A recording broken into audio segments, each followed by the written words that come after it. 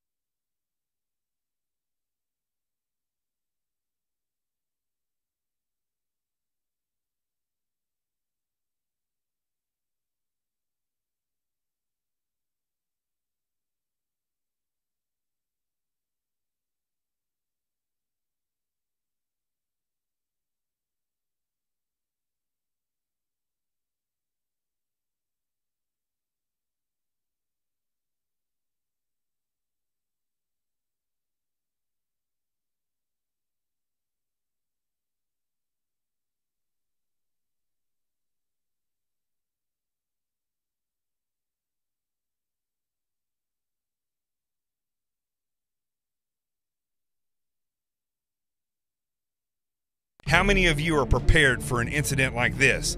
Get my new book, Sheep No More, The Art of Awareness and Attack Survival, and I will teach you to think like an attacker so you can truly defend yourself. Don't just react, act. Available for pre-order now on Amazon and Barnes & Noble. Sheep No More. Get it.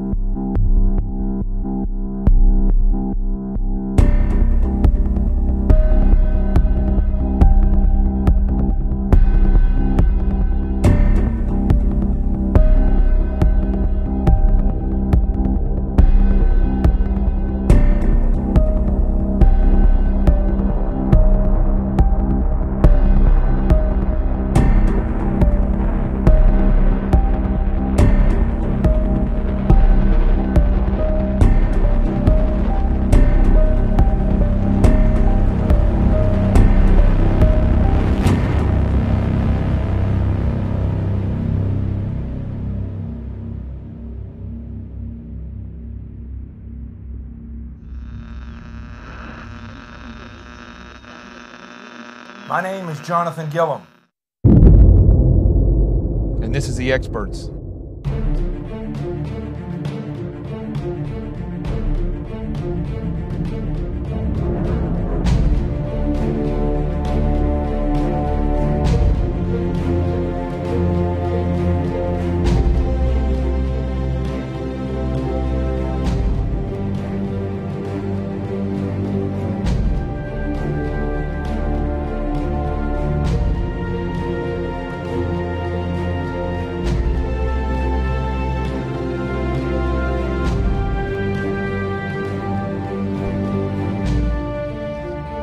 This is Jonathan Gillum, and this is the Experts on Facebook Live, Twitter, and YouTube.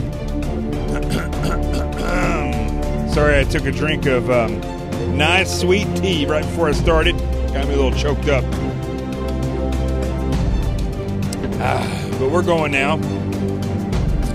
And I guess it's no secret anymore. It's my birthday. Sorry, Paul Manafort. Didn't mean to have a birthday on your bad day. But it's my birthday, so, you know, it is what it is. So we're going to talk real quick. I'm not going to spend... Look, I'm going to make a short... I know I always say this, but I'm going to have a short night tonight. Because I'm going to go... I think I'm going to go eat some chicken. And maybe have some sangria if I can get my friend Sean to go. We'll see if Yerrick wants to go or... I don't know. Anyway, the two rednecks that live in Manhattan found each other 13 years ago here in the same... We live in the same building, so we'll see if he wants to go. But, enough about me. Let's talk a little bit about the headlines and about this unchecked power by General Mueller. He should be called General Mueller. That's what he acts like. How many of you are prepared for an incident like this?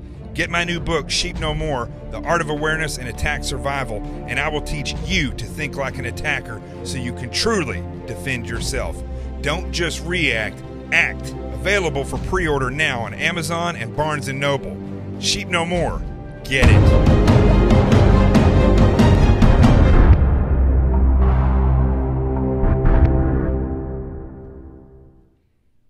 Yes, I'm a Scorpio. Being a Scorpio and being a frogman, let's just say I've burned some bridges in my life. That's what I do. I blow them. I don't even burn them. I just blow them up. You know, it is what it is. It's what has made me great. It gave me my passion in life, but at the same time, it will cause you to have some issues. What, dog? He's walking around. He's anticipating me going somewhere. I just got back from Newsmax a little while ago, which I got to show you. You know how they're always talking about how the TV screen adds 10 pounds. This screen really doesn't do that here on my set. But let me just show you what happens when I go to Newsmax for some strange reason. I was talking about Warrior Woven, the hat that I was wearing the other day. I actually talked about it on Newsmax. And make sure this is turned down here. Yeah. Hold on. Somebody wants to make an appearance for my birthday. Hold on. Come here. He's the mad crapper. All right. Say hi. All right. So anyway, so I was on Newsmax a little while ago. And they cut the video for me so I could have that video. And I got to show you, man, the video there, when I say TV can add 10 pounds, let me just show you this. Do I look like my face is completely swollen here for some reason. Look here, hold on. Hey, get off my phone, dog. Man, you're ruining my groove. Hold on.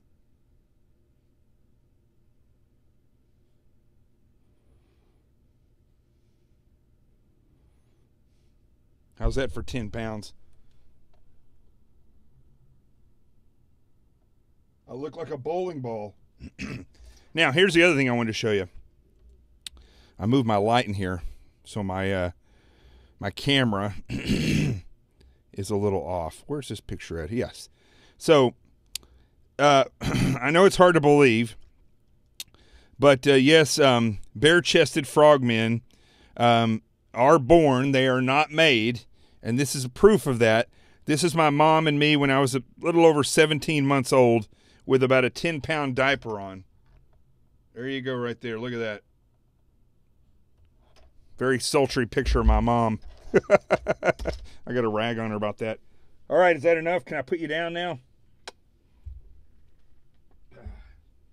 Good Lord.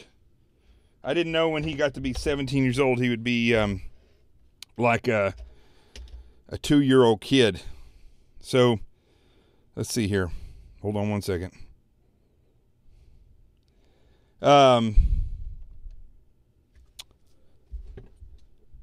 What a thug. I look like a thug with a diaper on. That diaper was huge. That was not a pamper, okay? That was basically a towel that was pinned to me, I guess is what we had our own disposable diapers, or not reusable diapers, I guess is what they were. So, on to the news. I know people don't tune into this show to hear me talk about myself. You are going to hear me beat this dog here in a minute. What are you doing? He gets himself wrapped up in my cords down there. So, Paul Manafort. Man. First off, I mean, this is... If people do things illegal, I'm not going to say it's a sad day. Look, if he was doing something illegal and these other people were getting jobs with the government, and they were lying on, or not, they were omitting information on their applications when they work for the government, it is what it is. And having been an FBI agent and done background investigations, it's very important that people tell the truth on these background checks. If these guys did nefarious things and they got caught, I don't really feel bad for them. I'm going to be honest with you. This is what happens when you put a special prosecutor in place, and then you have some moron like Rosenstein, the deputy attorney general, or whatever is acting attorney general. I don't know what he is. I don't know what anybody is in government anymore, what any of them do. I have no idea what the attorney general does. I don't know where he's been. I don't know, he's not a face really of the DOJ. I don't know. I couldn't tell you. Everybody always talks about Trey Gowdy, how great he is as a congressman. I don't know what Trey Gowdy's done that everybody, because besides the fact, are we that gullible and stupid that when somebody comes on and talks with a little bit of a southern accent and acts tough, that we just automatically think that he's the hero of all things? Tell me what Trey Gowdy has done since he's been in office. Nothing. He's not convicted anybody. There's not been, Hillary Clinton, for all of us, we know that that she was guilty. I mean, it's clear. All these things are clear to us. Why are they just now coming to light? And is anything going to happen with these cases? I doubt it. Is Trey Gowdy going to investigate to the best of his ability and go after? Well, he's not an assistant U.S. attorney anymore, so I really don't know what Trey Gowdy's going to do. If anything, in order to get Trey Gowdy to prove his worth, they need to fire Sessions, and they need to put Trey Gowdy as the attorney general. Then let's see if he's worth it. I'm not saying Trey Gowdy is worthless, all right? I'm just saying that both parties are worthless, and there's nothing that basically anybody can do because it has to be done on a whole, and there's nobody that's going to do anything outside of what the establishment wants in Washington, what's best for Washington, D.C. I was on Newsmax earlier, and I was talking with Bill Tucker and a guest about taxes. Now, I don't know. I'm not an accountant, so don't ask me about taxes. But what I can tell you is, from a layman's point of view, while I'm sitting here listening to them talk, and I said this on the show, I'm astounded at how none of the fixes for the taxes, including Trump's, it's a very simple fix, okay? You give... So here's the thing, and I'm not saying I believe in fairness and equality and taking from the rich to give to the poor. I'm not saying that at all. I don't believe in that. You run a successful business and you get rich, that is great. I believe in the American dream. However, and do the rich pay more? They pay something like 90% of all our taxes as opposed to everybody else? Yes. However, the burden is still on the middle class. That's what they keep failing to say. The rich pay the vast majority of taxes in this country, but the burden is on the middle class. Why is that? Because the rich wouldn't be rich without the middle class. This is not a fair thing. It's not a redistribution of wealth thing. It's the middle class walks such a tight line. If they get fired, it could destroy their lives. If they have a medical issue, it could destroy their lives. If you have, I was in the FBI. My dog Jesse, and I've never ever revealed this before on air, and I'm not saying this so people will feel good about me or anything or think I'm stupid. But when Jessie got her cancer back in 2008, I spent $50,000 fighting her cancer. That was a debt that I carried up until I got out of the bureau and was able to finally pay off my credit cards. I live in Manhattan. $110,000 a year as an FBI agent. I couldn't have extra employment as an FBI agent. That was a debt I had to take with me the entire way, slowly paying it off with what I could. Now, I paid, after all was said and done, when you look at the state, the local, and the federal taxes, from what I brought home from $110,000 was about $56,000. From that $56,000, I paid my rent, I paid my car payment, and every single thing I paid, including phone, television, car, insurance, everything was taxed. Every bit of food was then taxed. So ultimately, you end up keeping about 40 cents on every dollar before you pay your rent, before you, even if you take all the taxes off, you subtract that, those taxes from your overall salary, you will only keep about, I think it's like 40 cents off of every dollar, if not less than that, maybe even less than that. I may be wrong about that, but it's low. Now, a middle class person is living on the edge like that, whereas somebody who is very, very wealthy, they are not paying 40% of their taxes. They're paying about 15% from what I understand. Again, I'm not an expert on this. Even if it's 20% or whatever. If they were taxed more, their lifestyle is not going to be affected. Whereas if the middle class is taxed, their taxes are lessened a little bit, it's not going to make a big deal because the vast majority of their paycheck is going to taxes. You would have to give them back over 40-50% of what they're paying in taxes. So here's what I don't understand is why we don't have a flat tax. Why we don't have that.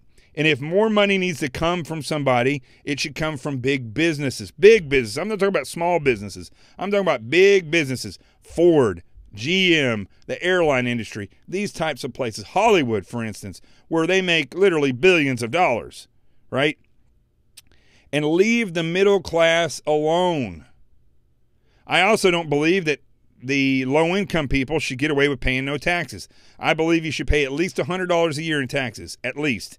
And that gives you ownership of this country. That's what I'm saying. Now, somebody may have a better solution than that, and they'll come back and say, no, this doesn't work because this isn't this. But what I will tell you, none of the tax programs that they're doing out there have anything to do with helping the middle class have a better way of life. Why is it that the middle class, the people, or any citizens in this country for that matter, should have to work their fingers to the bone just to die? I don't believe in a country that's this wealthy and this prosperous that it should have to be that way. I just don't. And I think that it comes down to not distribution of wealth. It comes down to stop taxing everybody so much and stop wasting the tax monies that you have. Should be very streamlined. Congressmen, senators, the president, Supreme Court justices, all these people. Listen, I know they sit in office. It's a high office in the government, but this government is destroyed. Our country is destroyed because of these people. Therefore, what I pledge is that they go on the same pay rate as people that have been in the military. Your first year in Congress, you should be making what an O1, a first grade officer makes in the United States military. And then if you progress, then you can make, you get the same pay rank or pay hike as they do every year. And there should be term limits. In other words, this is not a career field. Not a career field if you want to get rich. Right now, it's a career field for people who want to get rich and that they want power. Neither one of those things spell effective. And so that's why we don't have effective things. Now, I know I said I was going to talk about Mueller in the beginning of this, and this is the sheer fact of this about Mueller is that he's a freaking criminal. All right? How can this guy who is, by and large, it's looking more and more all the time, that he is, I got to make this smaller here, hold on, that he is just as guilty of all kinds of nefarious stuff as anybody else in government. Why is Mueller the special prosecutor? You're telling me out of all the attorneys in the DOJ or all the attorneys in the country that Mueller is the only one that they could find? The one of the four amigos, Mueller, Comey, Rosenstein, and the acting FBI director. I'm forgetting his name right now. Christopher Wray. I've got a problem with that. I've got a real problem with that because he has a skin in the game of the Hillary Clinton issue and the uranium scandal and all these other things. And quite frankly, I'm going to be honest with you, Mueller, in my eyes, was a complete failure. I served under him in the FBI. He turned the FBI from a law enforcement agency into an intelligence agency, and that's not what the FBI is, as you can clearly see. They don't know how. Now in the FBI, they just simply do not prosecute the ruling class unless they really want to get rid of the guy who's standing president. Then they start going around and picking off all the people around. And I think that because Mueller is who he is, because he's held the position that he has, I think he should be fired. And I think another special prosecutor should come in and say yay or nay on the Trump-Russian case. And if he says nay, then it's done. I'm quite frankly, I'm sick of it. And I think Mueller's authority in any of these special prosecutors' authority is too vast. I think even with Manafort right now, what these individuals did sounds like they're guilty, although you can indict a ham sandwich, they say. Doesn't take much to indict somebody. But I think Manafort and this other guy probably guilty, but especially the knucklehead that lied to the FBI. Don't ever lie to the FBI. They know more than you do, typically. However, does this have anything to do with the Russian collusion? I don't know. Not from what I can see. So, in fact, the one guy that did lie to the FBI, who they say kept trying to introduce the Trump campaign to the Russians, I would be investigating that guy to see if he was colluding with the DNC. I'm more suspect of that than I am that he was working with or for the Russians. I'd be more suspect that he's working for the DNC and for the Clintons trying to get Trump to say or do certain things with the Russians. I feel that's the hand of cards that they were trying to play. Now, Trump keeps saying that he's not going to fire Mueller. I think it's a mistake.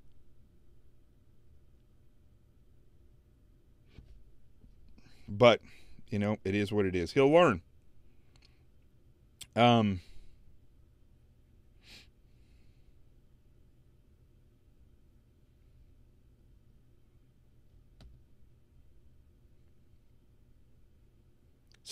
Okay, hold on a second here. So Bryan Cranston, who I was thinking was the biggest idiot in Hollywood, now says he recently changed his tone, calling out those who don't support the current president. President Trump is not the person who I wanted to be in that office. And I've been very open about that, Cranston said in an interview with the Hollywood Reporter Monday. That being said, he is the president. If he fails, the country is in jeopardy. It would be egotistical for anyone to say, I hope he fails, Cranston said. To that person, I would say, F you. Why would you want that? So you can be right? Man, finally. All right. We got to give Bryan Cranston, that's from the Breaking Bad guy. We'll give him a golf clap. Good job. Now just stop being liberal and you'll get a freaking overwhelming applause.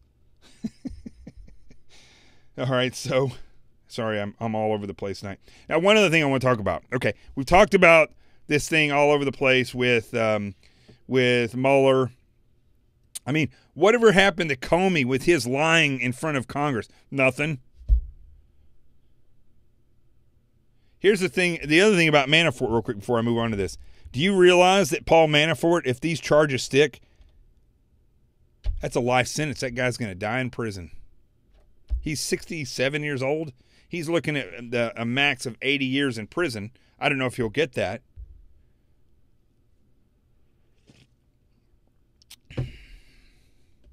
Scary stuff, folks.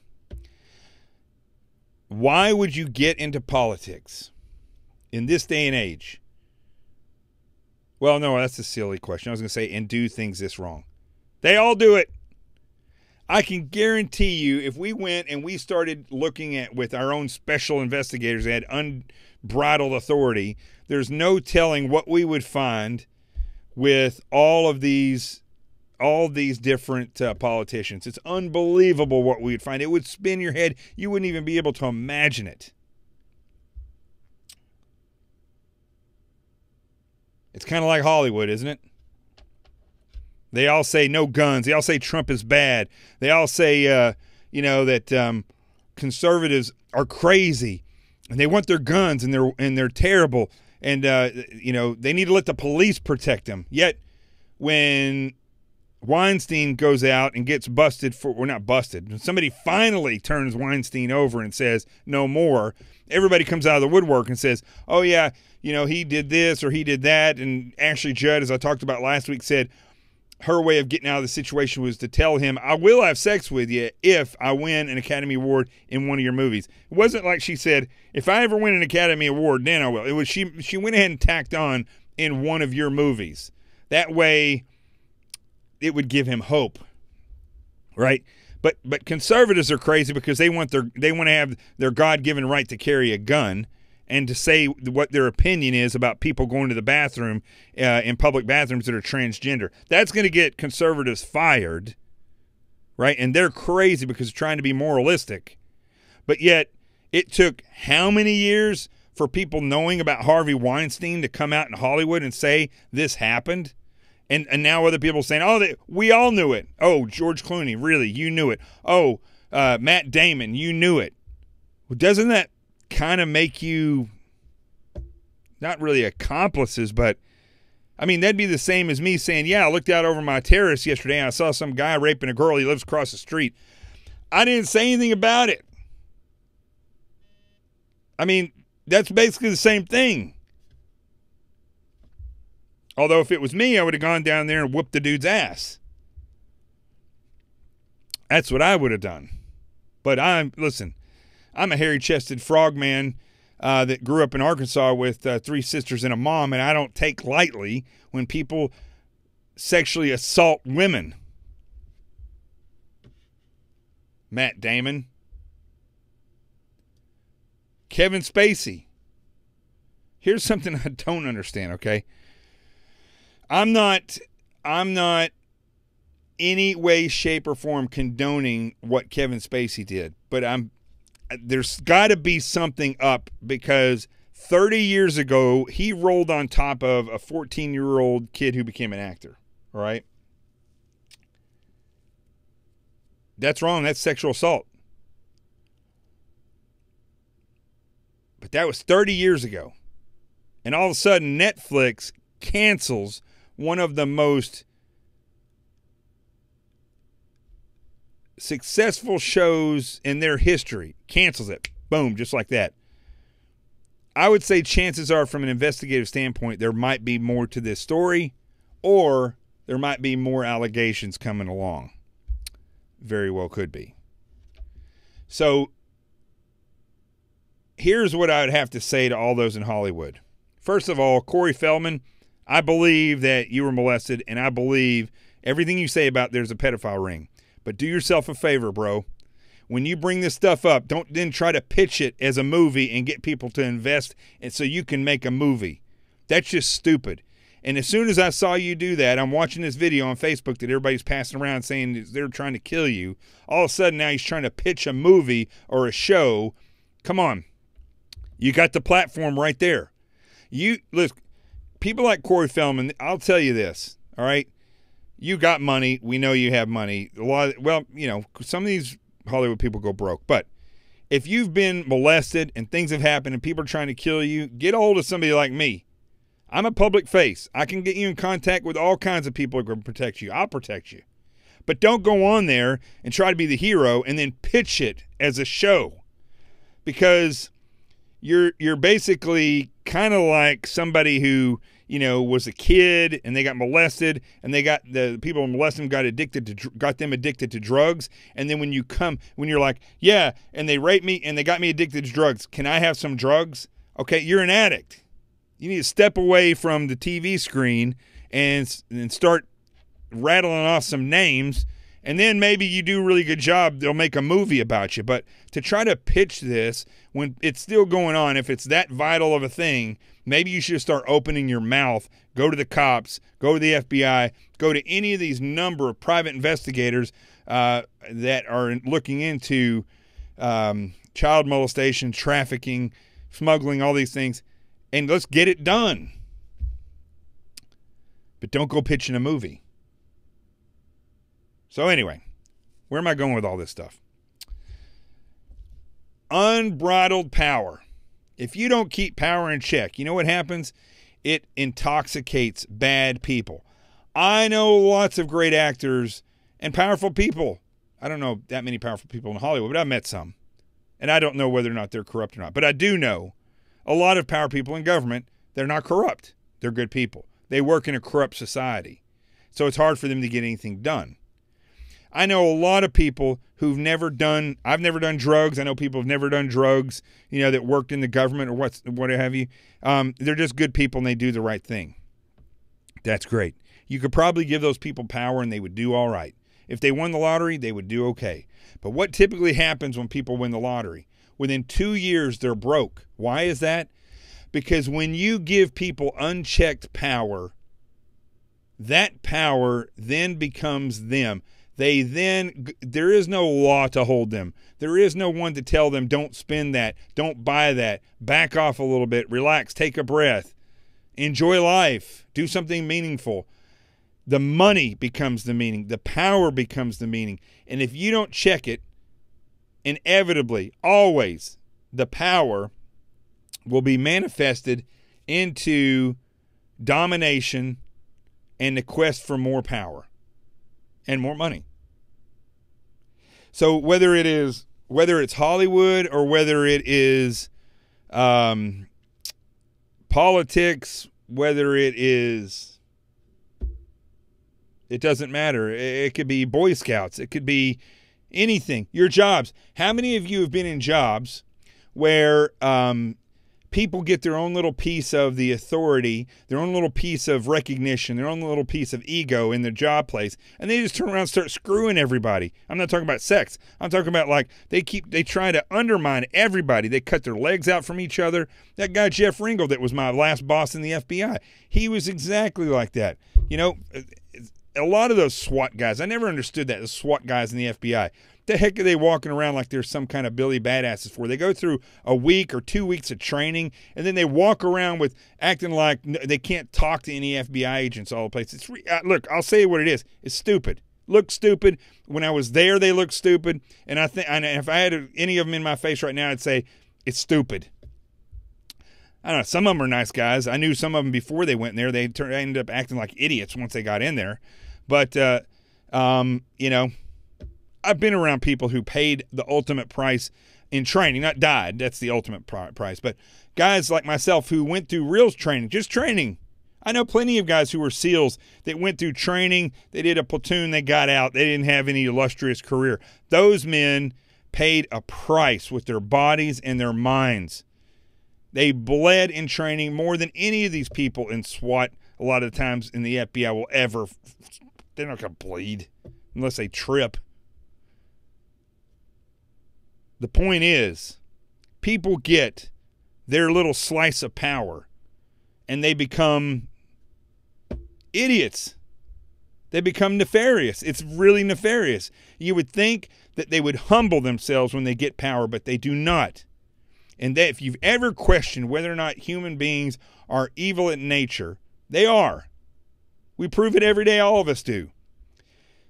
The thing about humans, though, is that we were born with and through the Spirit of God. And He breathes life into us. So there is a part of us that is a holy spiritual being, but we are encased in a sinful flesh, And what happens is the things that we do that please us the most are typically, at least we believe they please us the most, are typically things that are of the world. And as soon as we get a little bit more of that or a little bit over on that person, what do we end up doing? We end up acting in a nefarious way. So how in the, and listen, if there's any of you watching right now say that's not true, it is true. I could sit down with every single one of you and figure out where it's happened to you. Not happened, where you've done it. You've been the person that's done it. It's in your nature. I guarantee I could trace it back to when you were a sweet little child, and you probably did one of the most nasty, horrible things to another child. I know. I've watched kids. I have a degree in psychology. I study developmental psychology. I see kids. I know what they do. They do the same thing that Robert Mueller's doing, the same thing that Debbie Wasserman Schultz or the Clintons or Ron Paul or Paul Ryan, either one of those guys, any of these people, John McCain, they're all 5-year-olds. They're just in a different sandbox. And it's not just restricted to the United States. You look at all the dictators throughout history. Look at all the, not even dictators. You could go to every single person in every country, and at some point they have flexed their muscles either through gossip or through whatever way they have to push somebody and get one over on them. Somehow, some way they've done it. We've all done it. You've thought about somebody else's, somebody else is dating somebody or married to somebody, and you thought you started flirting with them. You've done it. You've been envious because somebody else has a child and you don't. You've done it. So imagine, because that's the freedom, that's the power you have in your mind. You have the power to think whatever you want to think. Nobody can stop you of that. Not in this country. So imagine somebody like Robert Mueller, who Rod Rosenstein, who was acting attorney general because Jeff Sessions recused himself for some strange unknown reason. And Rod Rosenstein gives Robert Mueller, the guy who systematically destroyed the FBI, he gives him unbridled power in this investigation. What do you think is going to happen?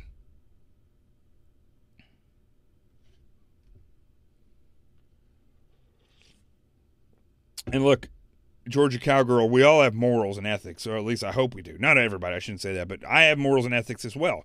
I'm sure you do as well. The point I'm trying to make is, even King David, which John Henry 68 brings up there, even David, who was a man after God's own heart, still did evil things. If somebody who is seeking God's heart does something as evil as David did, how much more evil do you think the people who are seeking power and money and dominance, how much more are they going to do? A tremendous amount. It's tremendous. You can't even begin to think about it. So, I suppose that should be enough to rock everybody a little bit. That's the truth.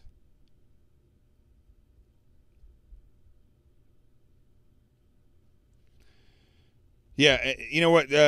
John's talking here about the prophet Nathan when he called him out. That's one of my, and I'm gonna leave it at this, okay? That's one of my favorite stories in the Bible, and I think I've told this story before, maybe. This has nothing to do with what we've been talking about today, but at the same time, it does.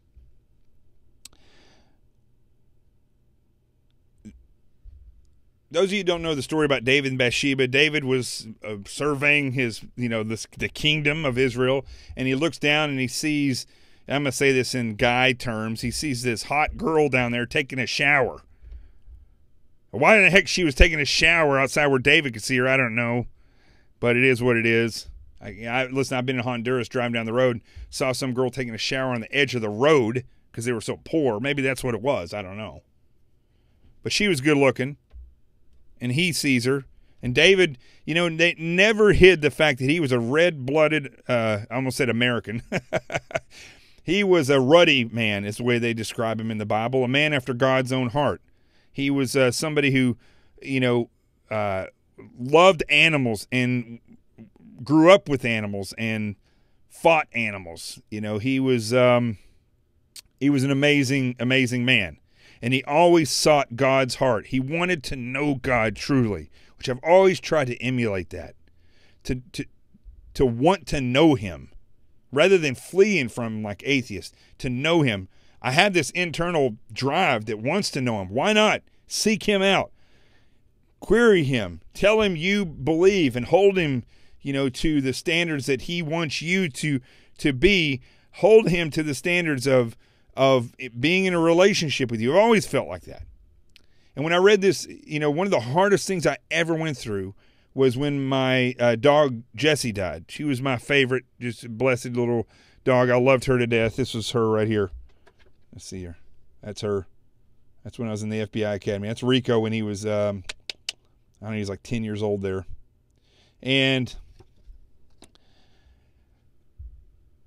I remember, and I always told everybody this story about when David saw Bathsheba down there. He called her up, had her come up to his room, and they ended up sleeping together. And her husband was, and somebody can remind me of his name, Uriah. Am I saying that correctly? Let me know if I'm saying that wrong. So her husband, all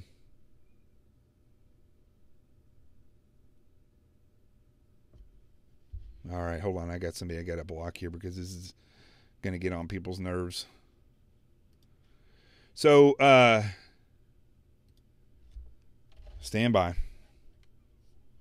You know, there's sometimes on Twitter people just go a little bit overboard, so I'll block this person. Hold on. Or maybe I shouldn't. Maybe I shouldn't let them hear this story.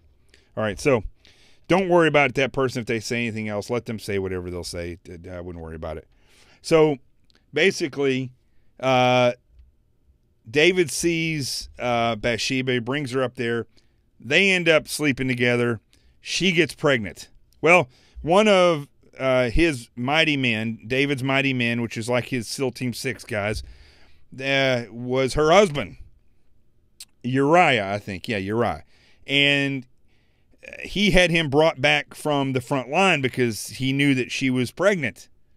So he brought him back to the front lines, and he said, listen, you've been fighting gallantly, so I want you to go, you know, go see your wife and eat with her and sleep with her and be with her and do whatever you would do. And then once you're through relaxing, I'll send you back out there. And basically what happened was David woke up the next morning in the palace, and Uriah was laying at his doorstep. And he said, he was like, why are you here? And he's basically like, look, you're the king. You know, I serve you, and all my men are out there fighting. I can't go fight. I mean, I can't go sleep with my wife. I can't, you know, go eat her food and be with her. I need to be on the front line with my men, or I need to be here with my leader. He's like, dude, go sleep with your wife. Go do it. David knew full well what he had done. And so he sends him back down. He wakes up the next morning, and there he was again. Uriah was asleep at his doorstep. Same thing. Loyal to a fault. Loyal and could not live with himself to go and be with his wife when his other men couldn't be with their wives. So David did something even worse. He sent them to the very front of the fighting where he knew he would be killed, and he was. And so it wasn't long after that David was sitting and people were presenting things before him, and he was judging them like a court of law, and he was judging. And the seer that God sent to him, it's like a prophet, came up to him, and he said, what's going on here? David says. He says, well, here's the deal. Remember, these are my words, not the exact quote from the Bible. He says, here's the deal, King David. There is a man who's very poor. His family's very poor. And they had a baby ewe lamb. And they raised this lamb as their own. They raised it as their child. Where they slept, it slept. Where they ate, it ate. it was their child, because they didn't have children. This was their child. And one day, the owner of the land in which they tended, the owner of the land had a special guest come. And so he came to them and said, I have a special guest. I must feed them. And so he took the ewe lamb, who was like their child, and he killed it and he cooked it. And he and the rich man and the guest ate their baby ewe lamb. And David, who was a man after God's own heart, was so enraged by this. And the seer could have given him any other story. He could have told him anything else. He could have told him about somebody who murdered somebody's child. He could have told him about somebody who raped a woman or kidnapped this person or did whatever. But he used the story about this ewe lamb, this baby lamb, and this poor couple who had no children, and they had raised and loved and fed this little baby lamb as their own. And David, who was a man after God's own heart, was so enraged that he said, not, all right, let's find this guy, this rich guy, let's find him, let's go get a lamb from him and give it to this person. What he said was, go get that man. I want him killed. I want him killed. A man after God's own heart took the life of an ewe lamb and the love that two people had for that lamb so seriously that he would have killed that rich man who did that. And of course, that's when it all went bad, when the seer said, no, that's you. That's you, David. You did that. And the owner of that lamb is Uriah, and he's dead. And the child that's growing inside of her, that's not your child. And I'm going to take it from you. And that's what God did. He took that child from him. So the lessons there. Now look, it's my birthday. I can say whatever I want. The lessons there are this. For one, absolute power will corrupt absolutely.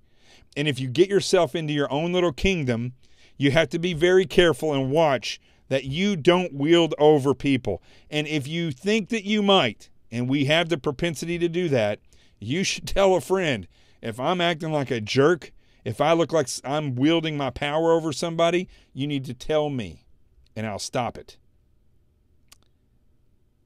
Now, there are other people who've written books on this, and they'll tell you that that's not what you should do. In fact, I was just listening to a documentary last night where I forget his name now. It might have been, I don't remember the name of the author. This is like 1,000 years old. And he was saying that a leader should lie and should break their word, because that's a way of dominating people, basically. That when you do what you say, you're inevitably going to make yourself weaker, because they can turn around then and basically screw you. But I don't believe that. I believe in being upright, and I believe in being as righteous as you can be, and your word is as solid as steel. And if you seek God, then your authority and your power will be in check. We'll all make mistakes, but your authority and your power will be in check. The other lesson that I got from that, and I want you all to take seriously if you have animals, and if you are a Christian, or if you're Jewish, or any other religion for that matter, you don't have to listen to me on this, but I believe this comes from the authority of God. If you have an animal and they die, I believe they go to heaven. And I believe there's plenty of proof in the Bible that they go to heaven. That is one thing, one story right there. A man after God's own heart was so enraged because somebody had done the family and that ewe lamb wrong that he said, I want that person dead. God takes animals very seriously. And in the Bible, he doesn't say that a new lion will lay down with a lamb, with a new lamb. He says the lion will lay down with a lamb. He says, I think the wolf will be with the child. I don't remember the exact animals, but basically he's not saying that a new one, I'm going to create some new ones and they'll hang around together. No. He says the lion. He says the lamb. Everything that has ever had the breath of life breathed into it by God will live forever. It's just a determination of where it will live. And so don't listen to people who tell you your animals don't go to heaven. First of all, they don't know that. They don't have the authority of it. It's nowhere in the Bible. However, it is in the Bible when God says that he delights in the pleasure of watching animals. He used an animal to touch the heart of David. And he talks about the animal, the lion, the wolf will be in heaven. It doesn't say a new one. He says the. So, if you've had an animal die recently, or if you have one that's sick, it's hard. Hard. It's the same thing as a child for many people. Take a breath and know that God loves them and that they have the same creator inside of them that you do. And I believe, based on my training and experience as an investigator and reading the Bible, that animals do go to heaven. What sense would it make if they didn't? And I'll also tell you this, whoever says that they don't, and if you're a preacher, if you're not a preacher, you're not educated in the Bible, you haven't read the Bible, you should just shut your mouth. But if you are a preacher, you should really shut your mouth before somebody shuts it for you. There's nothing I hate worse than arrogant preachers, arrogant rabbis. I can't stand it. You should be the most humble people like my Uncle Freddie, who would go and plow a field from the sunrise to sunset for people that pay him no money because they're in need and they need help. That's the way you should be. And if you're not, you need to get out of the profession. All right. With that being said, it's my birthday. I got to go eat some chicken. Whither we're out, Sean. I got to call him.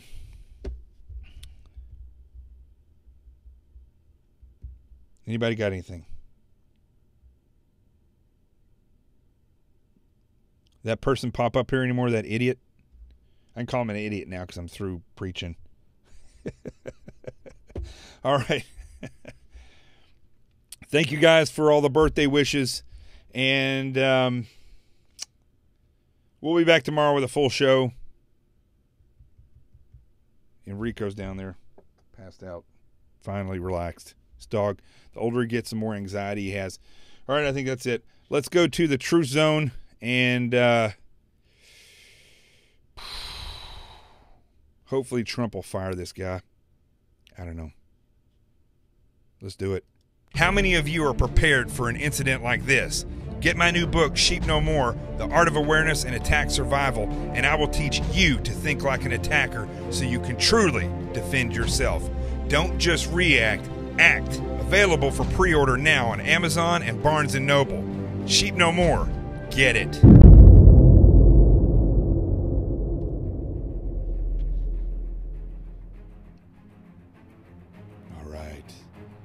I meant to have my mug out, but I'll have that tomorrow because tomorrow's actually Halloween.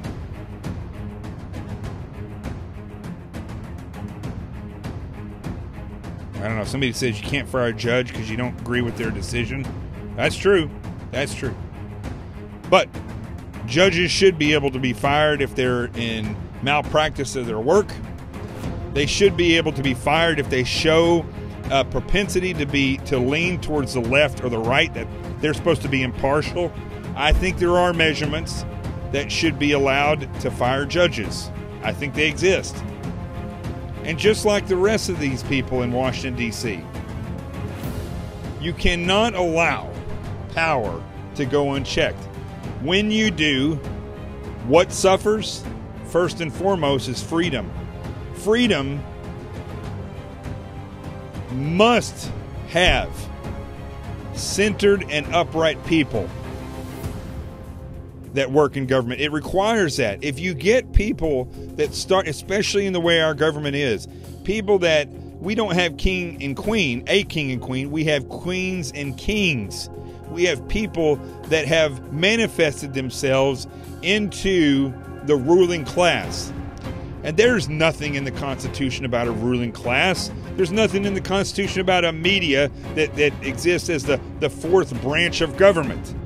There's none of that stuff. But just like unbridled power,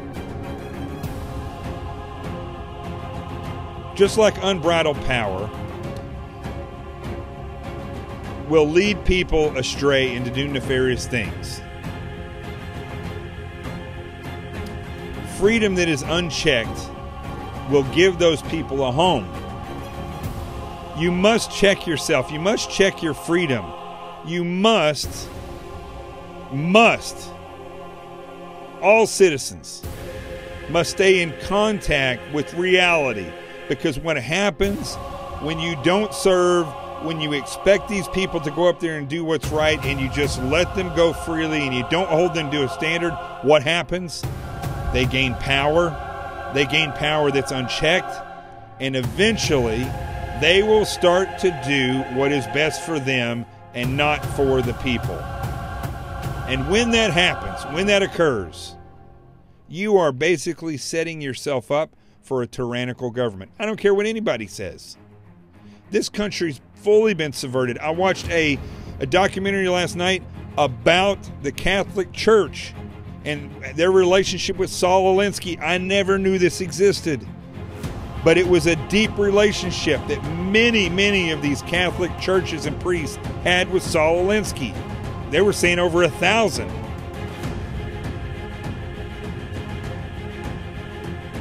This is bigger than one judge. This is about judges. This is bigger than one politician.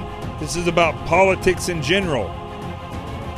As I've said over and over, we do not have separations of government entities. We don't have a judicial, legislative, and executive branch. We have the Democratic and the Republican parties. And if you don't believe me, just look. Congress doesn't do anything. Senate doesn't do anything. Supreme Court doesn't do anything. The presidency is the only one that has any power, and they only toe the line of the party that they are with. That's it. And that's what's going to consume us, because we've given them so much power. I'm Jonathan Gillum. Old Rico's on the floor down there. I'll see you tomorrow night. We will discuss whatever's in the news. Happy birthday to me. This is The Experts, and the truth has arrived.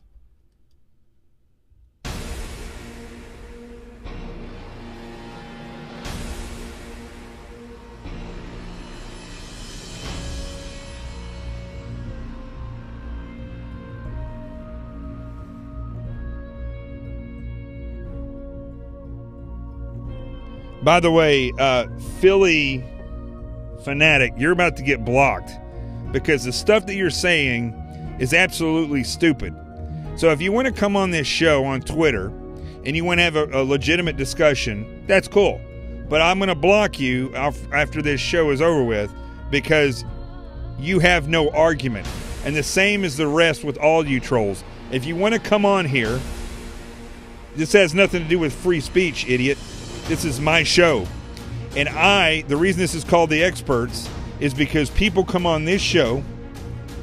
I don't have talking heads on this show that don't know what they're talking about. And I sure as shit am not going to let some idiot like yourself come on here and when people are having legitimate discussions, maybe they're skewed one way or the other, but they're having legitimate discussions about the power that's being abused. And you come on and say ridiculous, stupid stuff like that just so you can cause problems and so you can get responses from people. Well, guess what? You're going to get blocked. And I suggest in your life, because I know you're not as tough in life as you think you are behind the keyboard, I suggest that you take your head out of your ass and that you check yourself for reality. Because your faith in Obama and Hillary Clinton is no different than people who had undying faith to Marco Rubio, who's a loser, or any of these other politicians. They're criminals. And if you can't figure that out, you're lost. I'm blocked by him now. That's too bad, because you just missed out on the truth, knucklehead. Woo! All right. It's a great thing about having your own show.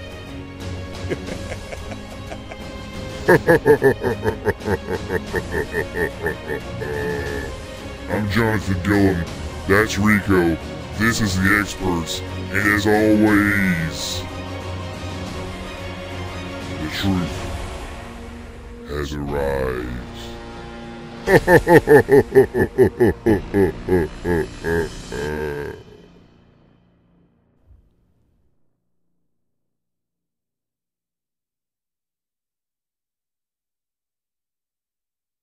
How many of you are prepared for an incident like this? Get my new book, Sheep No More, The Art of Awareness and Attack Survival, and I will teach you to think like an attacker so you can truly defend yourself. Don't just react, act. Available for pre-order now on Amazon and Barnes & Noble. Sheep No More. Get it.